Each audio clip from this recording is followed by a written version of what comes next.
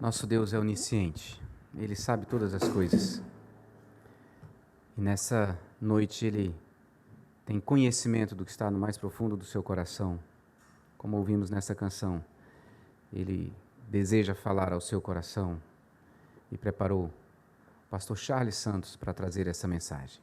Nós estamos nesse mês dedicado a missões, o Conselho resolveu dedicar o mês de agosto para nós refletirmos sobre a obra missionária. Por isso, a cada domingo temos recebido um pastor envolvido com missões. E nessa noite, o pastor Charles Santos, que é missionário da MIAF, missão para o interior da África, casado com Maria, pai de 2 filhas, a quem o Senhor nos dá a alegria de conhecer nessa noite. Nós vamos orar por ele e com ele nessa hora. Convido para vir aqui. Seja bem-vindo, querido. Obrigado. Deus gracioso separou esse tempo para falar ao nosso coração da sua salvação, daquilo que Ele tem feito ao redor do mundo para redimir o seu povo. Então, feche seus olhos, abra seu coração para aquilo que Deus tem preparado para nós. Deus, nós somos gratos pela vida do pastor Charles, pelo chamado que o Senhor fez a ele para ser teu filho. E desde aquele dia em que ele se rendeu diante do Senhor, entregando a vida a Jesus Cristo, o Senhor tem o conduzido para proclamar o teu evangelho. E ao fazer parte, ó Deus, da MIAF, teu filho tem trabalhado com tudo que o Senhor tem conduzido e direcionado, para que o teu nome seja conhecido, adorado, glorificado, por onde o Senhor o conduzir. E o Senhor o traz aqui nessa noite, para que ele seja instrumento nas tuas mãos, e assim fale ao nosso coração aquilo que o Senhor já falou ao coração dele. Espírito Santo, aplica essa verdade para cada um de nós. O Senhor que sabe, o Senhor que ouve, o Senhor que vê, que conhece. Então vem sobre cada um de nós, ó Espírito Santo, trazendo para o nosso coração o que precisamos do Senhor nessa noite, usando o teu Filho para isso. E tu receberás honra, glória, porque só o Senhor é digno. Oramos em nome de Jesus Cristo. Amém, Pai.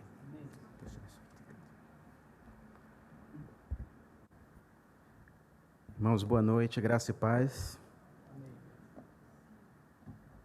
É um privilégio grande estar aqui essa noite, convite da igreja, poder partilhar um pouco daquilo que a palavra de Deus nos encoraja a vivermos na missão de Deus no mundo. Como já foi dito aqui na apresentação, eu trabalho com uma missão da Inglaterra chamada African Island Mission, que aqui no Brasil é missão para o interior da África. Nós estamos presentes em 25 países da África, temos 1.000 missionários em tempo integral. A missão foi fundada em 1895 e a gente tem no nosso coração o desejo de contribuir com a missão de Deus no mundo, de ajudar as igrejas africanas a desenvolver o seu potencial evangelístico, de discipulado, de crescimento, como igrejas cristocêntricas. E nesse engajamento a gente tem desafiado igrejas ao redor do mundo a se envolverem com aquilo que Deus está promovendo naquele continente. Eu gostaria de começar com um vídeo que vai falar um pouco sobre esse poder do contar histórias. Como a Bíblia é um livro que conta uma grande história e essa história transforma vidas. Eu queria apresentar esse vídeo para vocês. Jesus foi um contador de histórias. A revelação escrita de Deus para o mundo é um livro cheio de histórias. Porque o nosso Criador escolheu se comunicar desse jeito? Há algo poderoso nas histórias, para capturar mentes e corações. Deus é conhecido através das histórias que contamos sobre Ele. E como o trabalho dele ainda não acabou, ainda há muitas histórias para contar. John Piper descreveu missões como a segunda grande atividade humana no mundo. E se isso for verdade, então a história das missões é a segunda grande história que podemos contar. Histórias de redenção, tentativas, triunfos, profunda necessidade, visão impossível, fé simples, sobre a incrível provisão de Deus. Essas histórias têm poder para informar, inspirar e encorajar. Este é o poder inesperado de uma simples imagem, um filme cuidadosamente trabalhado ou uma palavra escrita. E no século XXI, onde o trabalho das missões globais vira uma página, onde o trabalho que resta para fazer é o mais difícil, e em um mundo de ritmo acelerado, digital, dinâmico e rápida comunicação, essas são as histórias que a Igreja Global precisa ouvir. Enquanto o mundo se torna menor e diminui cada vez mais o tamanho dos bits e bytes, será que nós estamos nos aproximando, ficando mais perto do objetivo de cada tribo, povo e nação? Ou estamos simplesmente presos à nossa própria vida? A Igreja se lembra do povo africano que nunca ouviu falar das Escrituras? Do missionário que está na linha de frente necessitando de suas orações? A Igreja se lembra do seu chamado para ir e fazer discípulos? Este é o poder da história. Ensinar, desafiar e mobilizar. Mais de 900 povos não alcançados da África que ainda não ouviram falar sobre as boas novas. Quem irá até eles? Como colocar as necessidades deles acima do barulho da mídia do século XXI? E quem irá pregar para eles? Como eles serão chamados antes de serem cativados, convencidos, compelidos? Este é o poder da história. Feito para a glória de Deus, oferecido pela esperança das nações.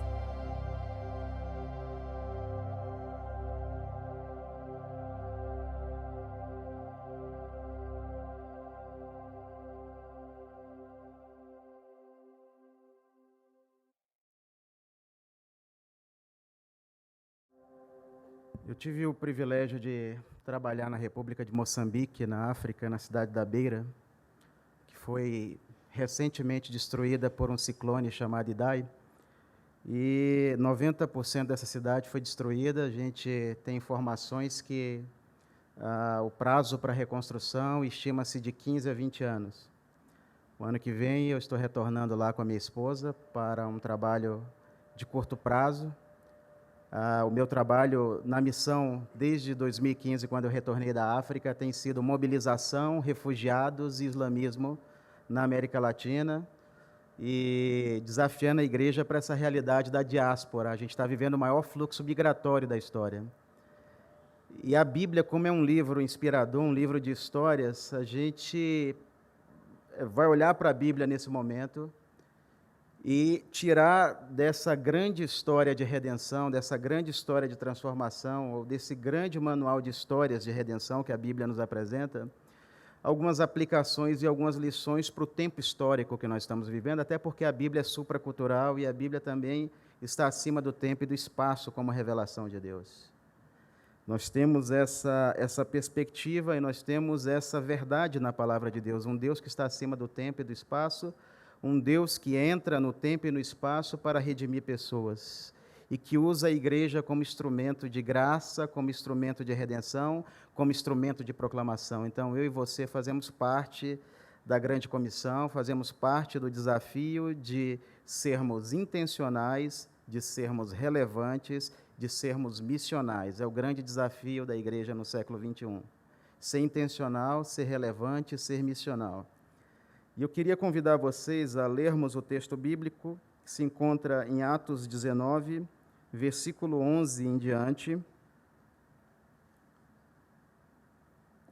Nós vamos ler até o versículo 20, esse trecho das Escrituras, que diz o seguinte: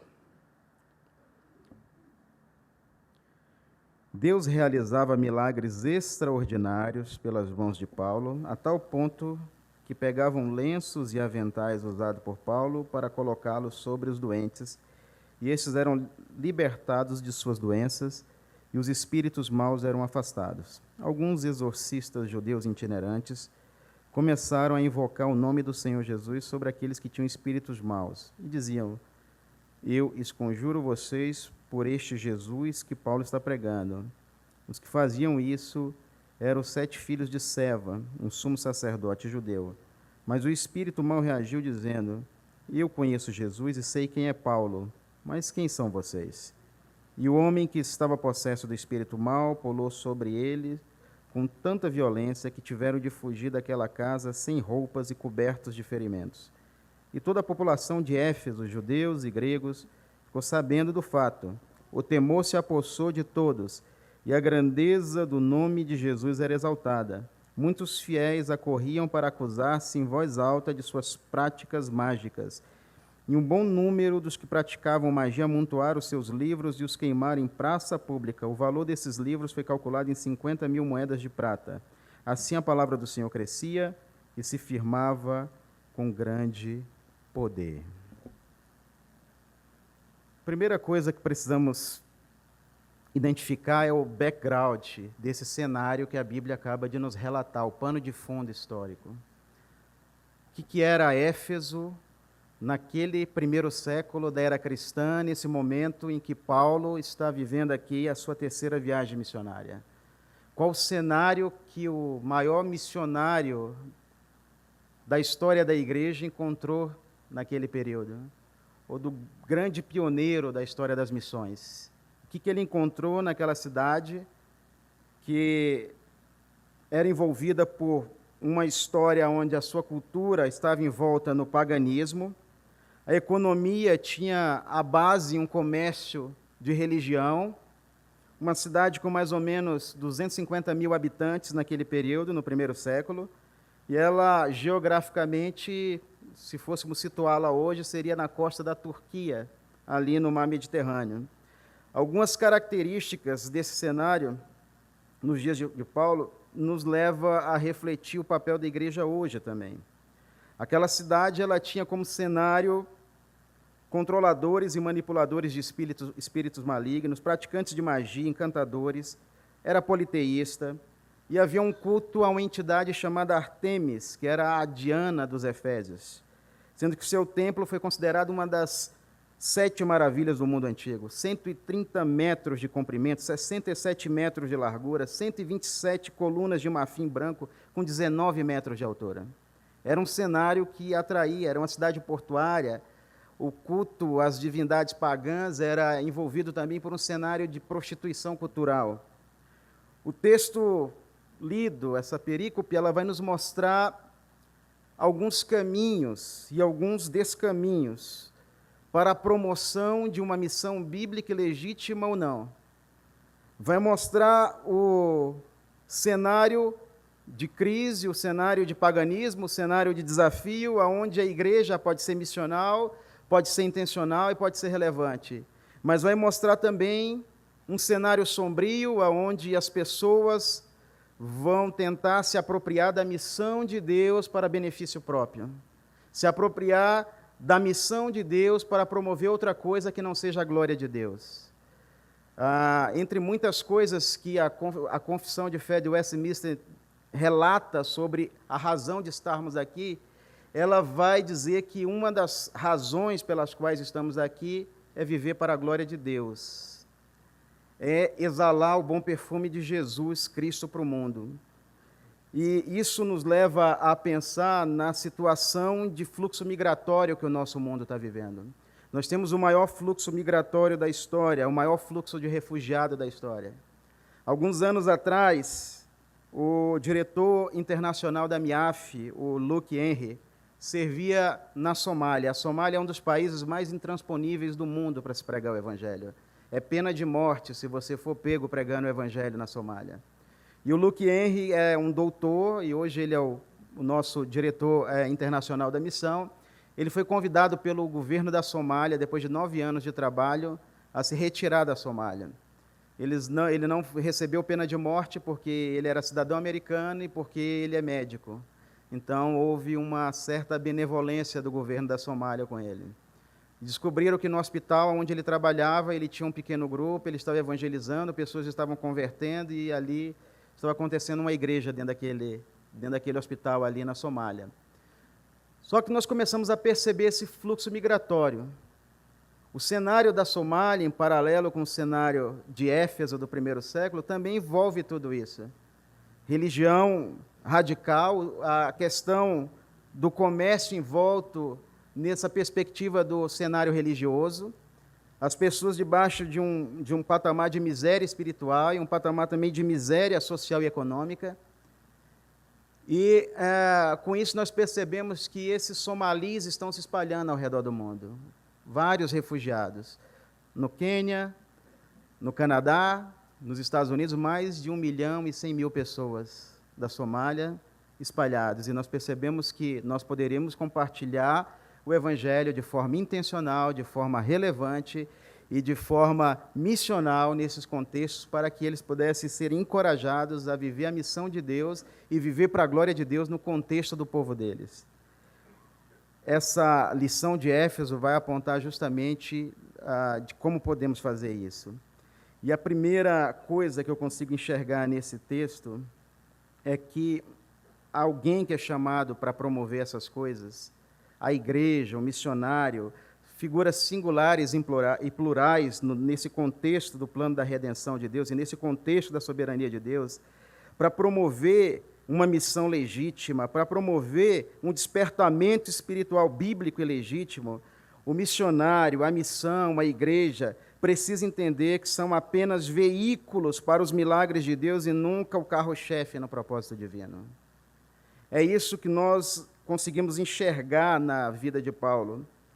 A Bíblia diz no versículo 11 que Deus realizava milagres extraordinários pelas mãos de Paulo, mas em nenhum momento a Bíblia enfatiza que o apóstolo despojava um sentimento de apoio a movimentos nos quais o seu nome pudesse ser glorificado para usurpar algum tipo de benefício na missão de Deus, algum tipo de proveito pessoal. E a Bíblia, no versículo 12, vai nos mostrar também que as pessoas começaram a promover alguma coisa muito parecido com aquilo que a gente encontra no cenário religioso brasileiro e africano e ocidental na pós-modernidade. As pessoas começaram a pegar itens, a pegar lenços, aventais e tudo, e que Paulo utilizava para tentar promover um movimento onde o foco não era necessariamente produzir a glória de Deus, mas era enfatizar o quão divino e o quão especial era o trabalho de Paulo naquele lugar. Eu recordo de um livro que eu li mais de 20 anos atrás, que ele fala de um trabalho de um irmão indiano chamado Sadhu Sundar Singh, que ele se converteu na Índia no começo do século passado, e esse irmão foi chamado de o apóstolo dos pés sangrentos ali pela comunidade que tratou a biografia dele.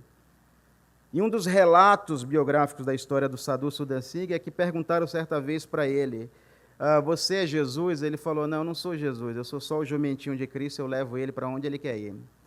Num sentido de humildade, num sentido de entender que ele não era carro-chefe na promoção da missão, isso nos traz algumas aplicações práticas e alguns ensinamentos. Nós nunca podemos ter o sentimento soberbo de achar que aquilo que Deus vai promover no mundo, necessariamente ele vai promover por causa de nós ou por causa das nossas grifes religiosas, das nossas instituições religiosas e denominacionais. O que Deus vai fazer no mundo, Ele deseja fazer através da igreja, Ele deseja fazer através de nós, Ele deseja trazer impacto, mudar sociedades, culturas e pessoas através da igreja, mas isso é para promover uma glória que aponta para Ele. Deus não divide a sua glória com ninguém, não divide a sua glória com agência missionária, com denominação, não divide a sua glória com nenhuma pessoa que usurpa se promover em cima da missão de Deus no mundo. E esse texto é muito inspirador em nos mostrar isso. Outra coisa que o texto vai nos mostrar é que um despertamento espiritual bíblico como fruto de uma ação missional, como fruto de uma ação intencional e relevante da igreja, ele vai gerar alguns desdobramentos, ele vai trazer relevância para as pessoas entenderem que esses desdobramentos vão tocar pessoas na terra, na sociedade. É aquilo que Agostinho falou sobre a cidade dos homens e a cidade de Deus.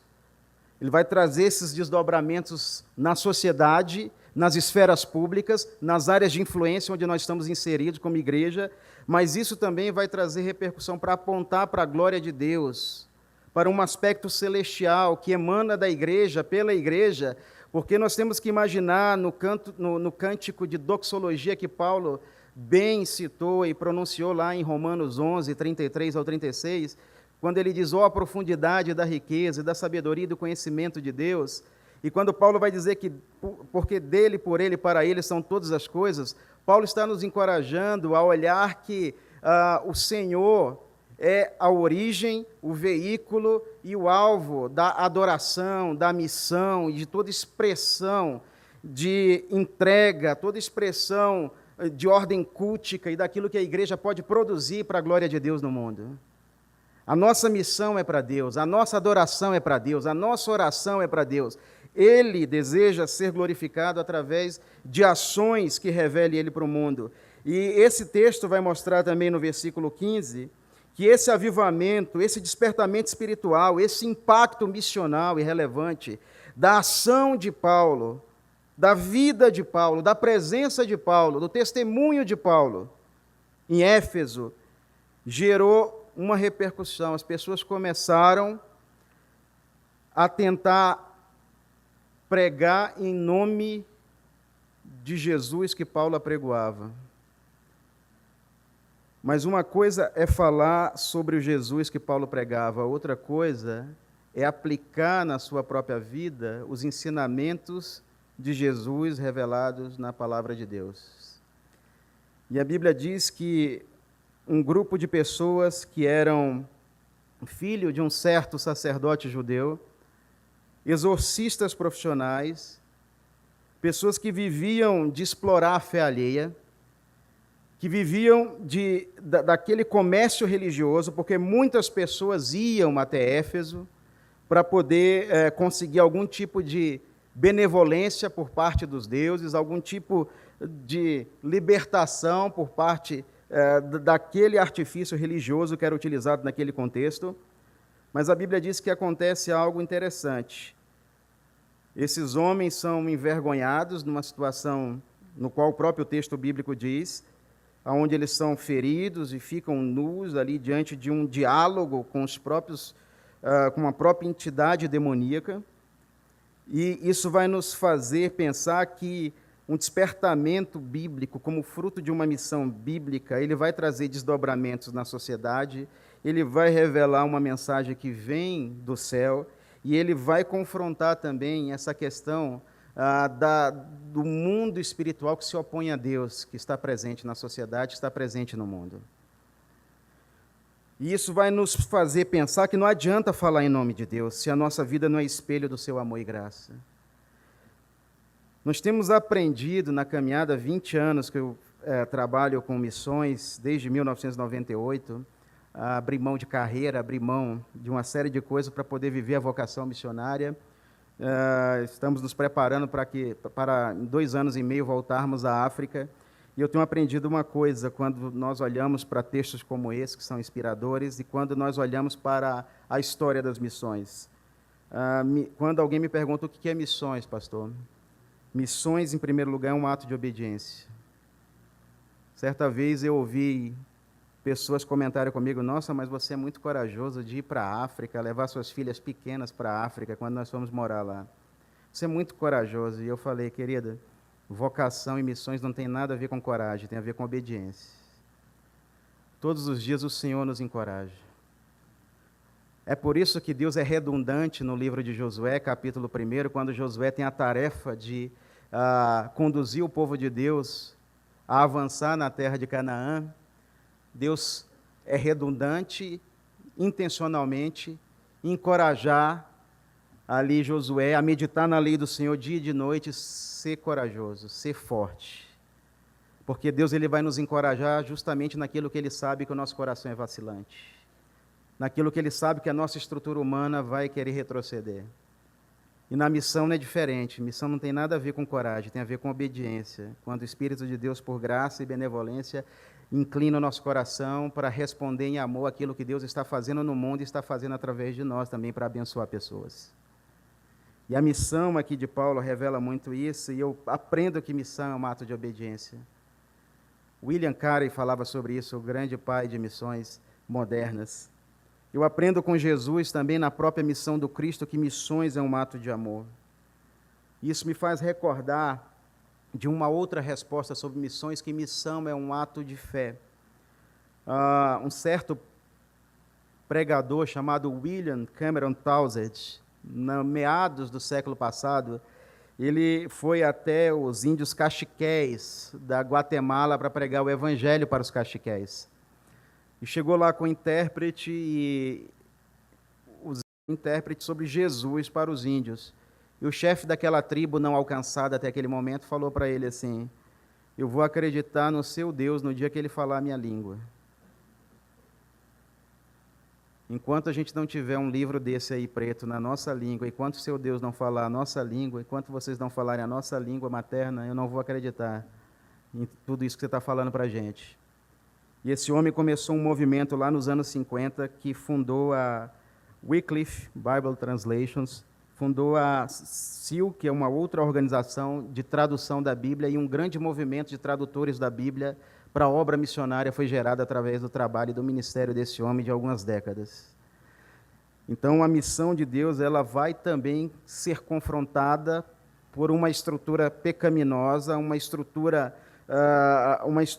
de oposição à obra de Deus, mas ela também vai prevalecer quando pessoas se levantam para viver essa missão e causar impacto de forma relevante, sendo resposta de Deus para aquilo que Deus está fazendo no mundo. Nós precisamos ser honestos em nossas orações, no sentido em que a gente precisa falar para Deus que queremos ser a resposta para aquilo que oramos.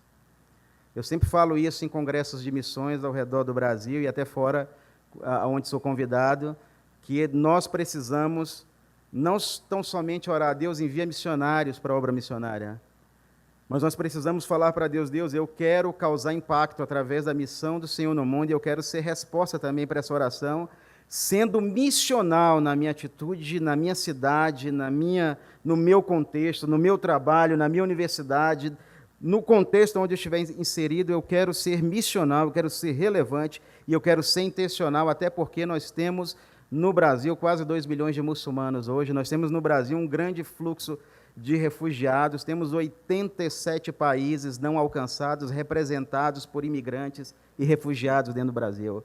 Nós descobrimos há pouco tempo agora 70 famílias de senegaleses no sul do Brasil, mais de 500 pessoas que vieram do Senegal, todos muçulmanos, todos partilhando do islamismo na modalidade do sufismo, que é uma expressão de islamismo mais folclórica, muito presente na África.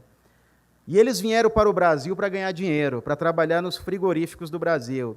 E nós descobrimos que no estado do Paraná tínhamos 11 mesquitas em 2011. Hoje nós temos mais de 35 mesquitas só no estado do Paraná.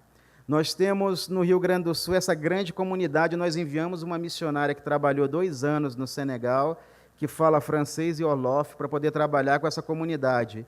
Hoje Deus está abrindo a porta para ela e ela já está dando aula ali para alguns haitianos e para 30 senegaleses muçulmanos de português, para poder compartilhar, gerar relacionamento intencionalmente e poder gerar impacto do evangelho na vida daquelas pessoas. Então, promover a glória de Deus no mundo, viver para a glória de Deus e confrontar as estruturas de poder da nossa sociedade, no sentido em que isso vai reverberar a glória de Deus no mundo, é um desafio para a igreja da pós-modernidade, é um desafio para o cristão de todas as épocas. Uma outra coisa que o texto vai nos mostrar aqui é que a exposição integral e pública da verdade bíblica vai fragilizar, vai derrubar estruturas pecaminosas em uma sociedade que se opõe a Deus. E isso está presente no versículo 17. Após os eventos que apontaram para o testemunho cristão do apóstolo Paulo, toda a população de Éfeso, judeus e gregos, ficou sabendo do fato. O temor se apossou de todos, e a grandeza do nome de Jesus era exaltada. Muitos fiéis acorriam para acusar-se em voz alta de suas práticas mágicas. Gente, eu não sei quantos de vocês já tiveram a oportunidade de ir em uma cidade que vive de turismo religioso. Eu já trabalhei com plantação de igreja em cidades totalmente espíritas, por exemplo. Já estive em 3 países da África, já estive no Oriente Médio. Então, o cenário é totalmente hostil a tudo aquilo que vem contra a crença deles. Mas quando essa população aqui de Éfeso, que era também hostil àquela mensagem do cristianismo, a gente tem que pensar que o cristianismo, do 1º ao 3º século, ele viveu 300 anos de grande perseguição. Houve uma grande matança. Mas muitos cristãos, muitos homens de Deus foram levantados nesse período histórico da igreja, justamente para reafirmar a missão de viver para a glória de Deus e promover a glória de Deus entre as nações. Promover a glória de Deus no mundo.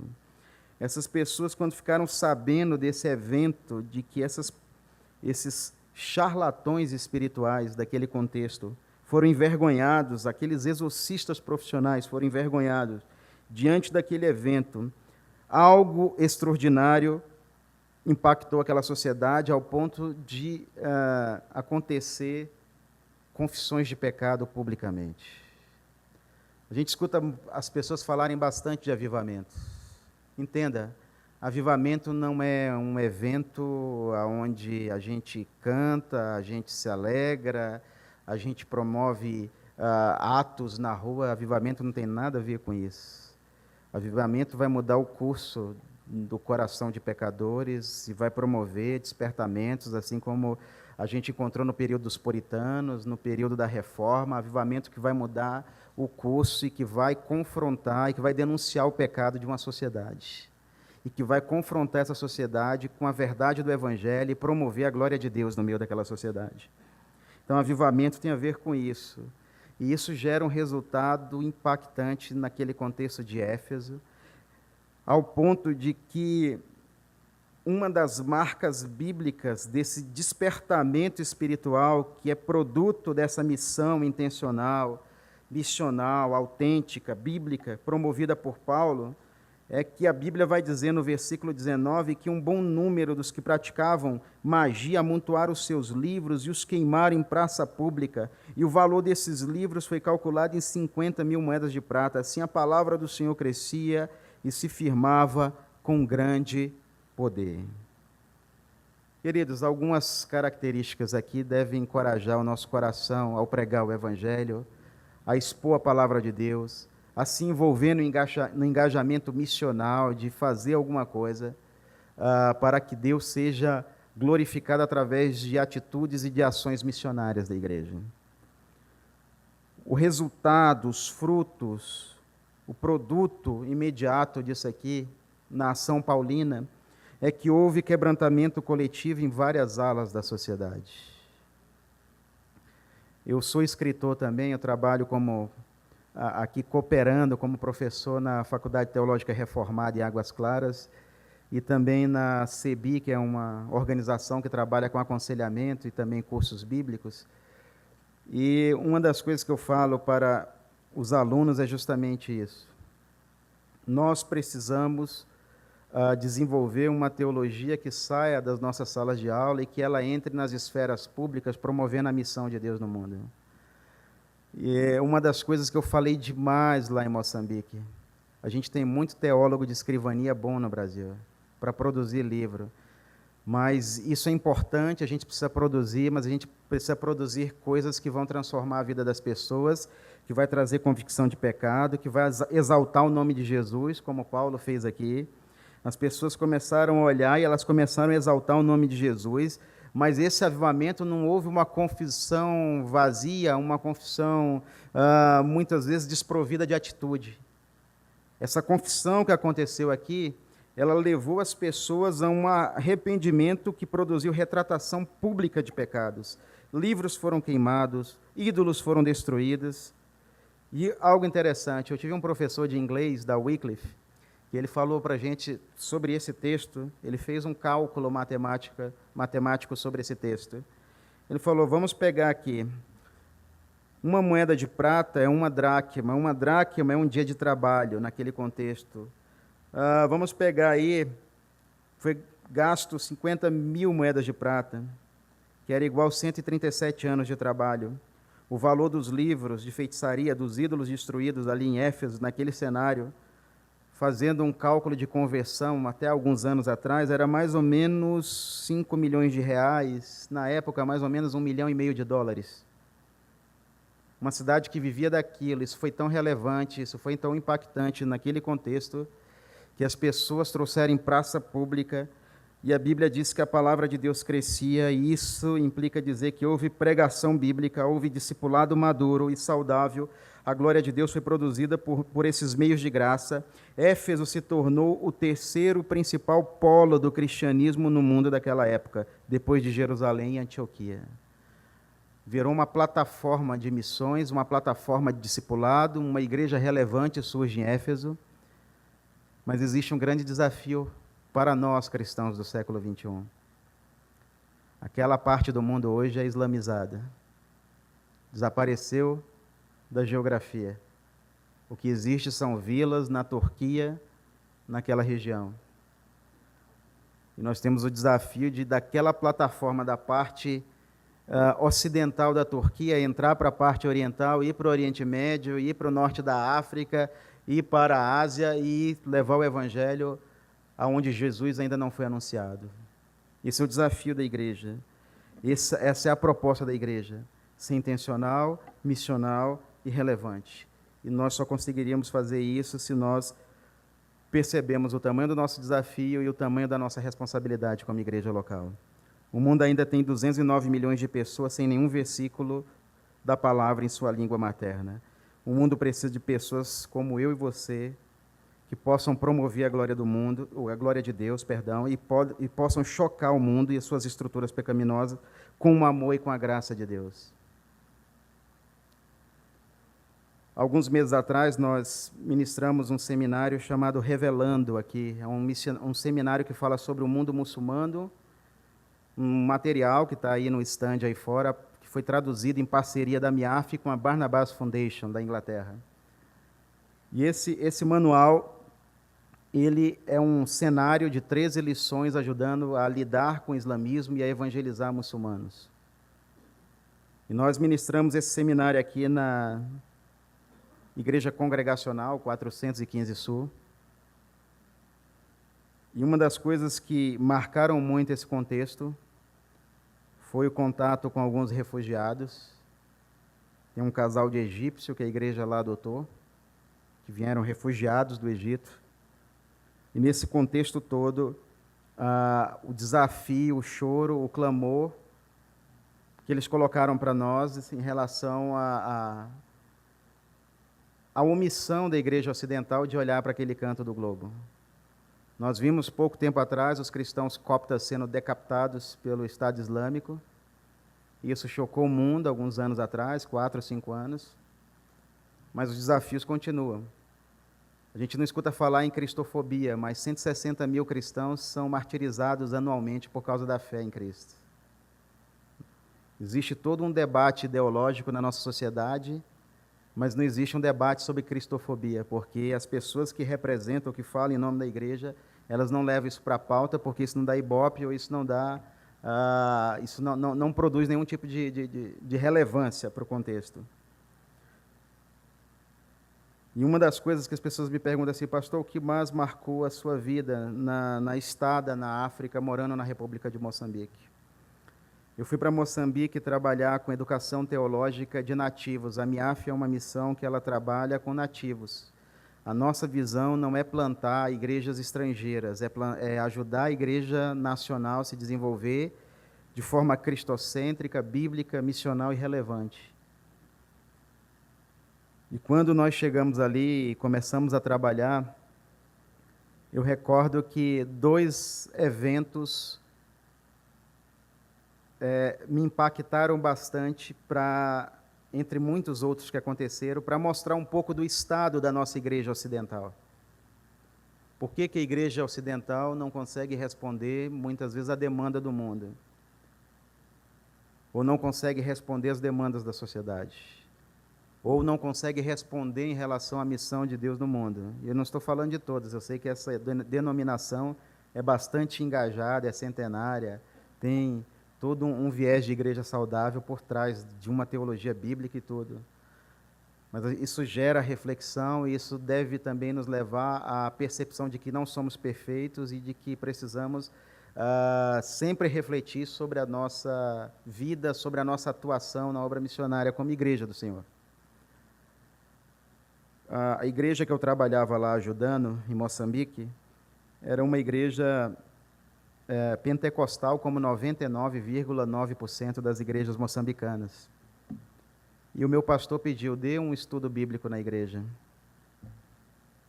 E eu entrei sem querer entrar, acabou entrando num ponto polêmico, né? Cessacionismo, continuismo. E os irmãos começaram a me fazer pergunta, e eu comecei a responder, né, como batista reformado, comecei a dar a minha opinião sobre aquele tema. Isso gerou muitas perguntas e tudo, e no final, quando eu fui saindo, o meu pastor quis conversar comigo lá, o pastor moçambicano. Entenda, naquela cultura, o africano se acha inferior ao estrangeiro, inclusive aos missionários. Ele nunca olha para o missionário no olho, ele vai olhar sempre para o chão e tudo, ele não vai confrontar o missionário. Esse pastor trabalha com missionários há mais de 20 anos. Então, ele já tinha um pouco mais de liberdade para poder falar algo que desagradou ele para o missionário. E ele chegou para mim e falou assim, olha, o que você ensinou é desnecessário, vamos focar naquilo que é comum à nossa fé. Eu sei que você é tradicional, que você não gosta muito dessas coisas, mas vamos focar naquilo que é relevante, que é comum para a fé da nossa igreja e para o seu trabalho aqui. Eu olhei para ele, ele já esperou uma reação áspera, né? Ou um tipo de reação assim, que pudesse promover outra coisa que não fosse a glória de Deus. E eu falei para ele, pastor, o senhor me perdoa, eu não vim aqui para causar nenhum tipo de perturbação doutrinária, eu vim aqui para ajudar a igreja, para ajudar o reino de Deus e para cooperar com o reino de Deus, e se isso trouxe perturbação para a igreja, eu estou disposto a me retratar publicamente e pedir perdão para a igreja.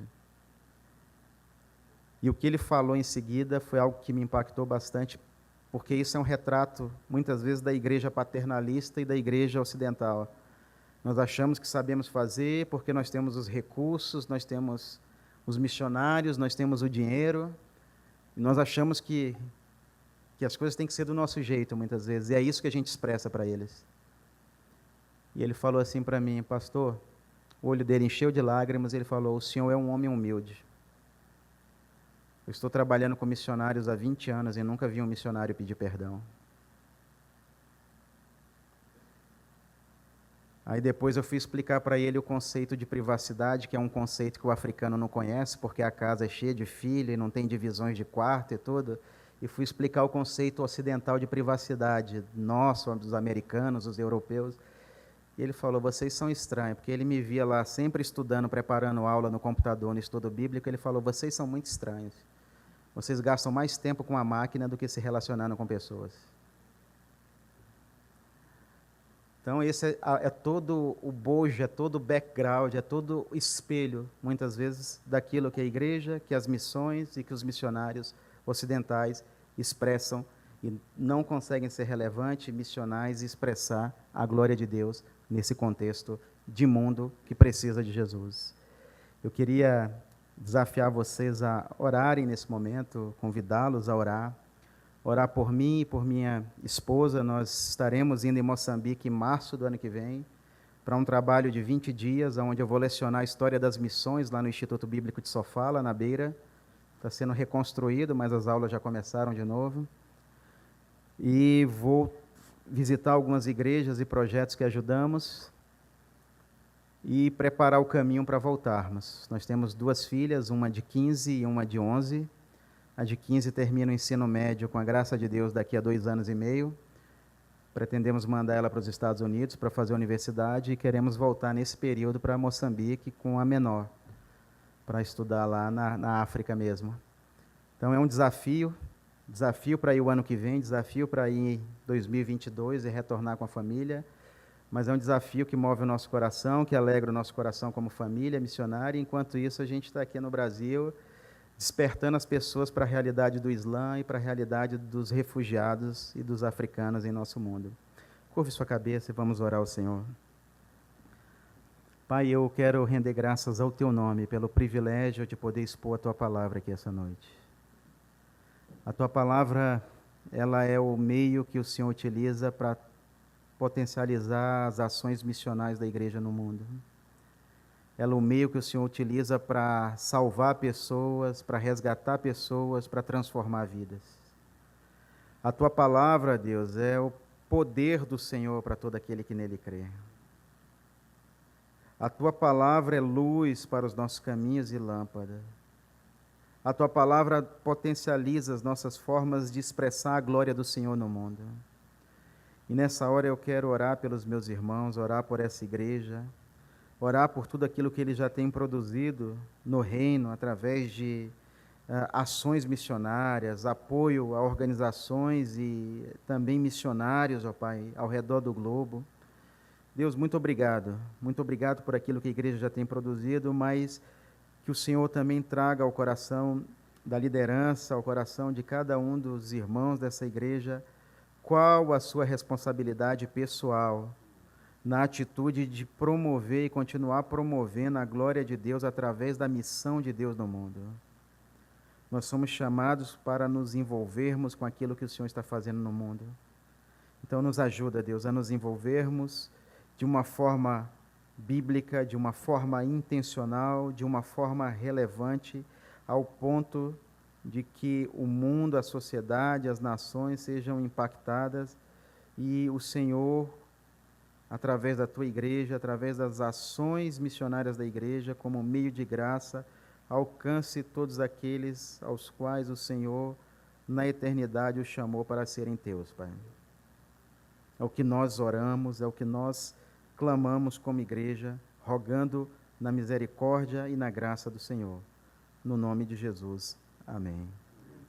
Queridos, muito obrigado pela oportunidade, tá? Os pastores da igreja, pelo privilégio de estar aqui essa noite, pela responsabilidade de trazer a palavra do Senhor, uma igreja madura e uma igreja tão relevante e histórica na nossa cidade. Que Deus abençoe vocês.